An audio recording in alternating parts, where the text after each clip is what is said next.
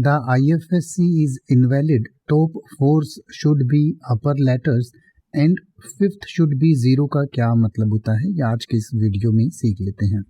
ये आप जब भी किसी बैंक का कोई IFSC कोड कहीं एंटर करते हैं तो आपको इस तरीके का एरर मैसेज दिखाई देता है।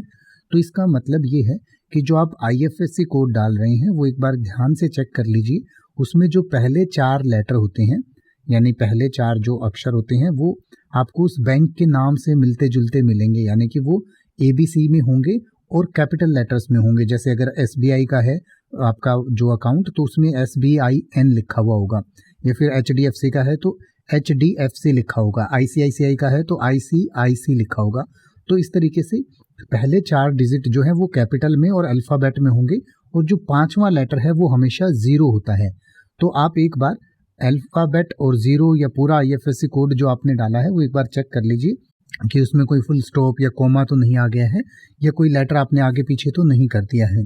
तो उदाहरण के लिए जैसे SBI का जो IFSC कोड होता है वो इस तरीके का होता है SBIN 0001234। तो इस तरीके का IFSC कोड होता है। तो आप एक बार ध्यान से और IFSC कोड दोबारा सही तरीके से डालिए, आपका ये आगे प्रोसेस हो जाएगा। अकाउंट नंबर में भी आप ध्यान रखिएगा कि कोई भी अकाउंट नंबर जो है वो बड़ा ध्यान से डालिए, क्योंकि अगर पैसा किसी गलत अकाउंट में आप भेज देते हैं तो फिर आपको बड़ी दिक्कत हो सकती है। अब आप किसी भी वर्ड का मतलब हिंदी और इंग्लिश में YouTube पर सर्च कर सकते हैं, आपको मेरी वीडियो मिल जाएगी जिसमें आप बिना किसी फालतू बकवास के सीधा उस वर्ड का मतलब समझ पाएंगे। तो ऐसी ही वीडियोस को देखते रहने के लिए चैनल को सब्सक्राइब करें और बेल आइकन को प्रेस करें।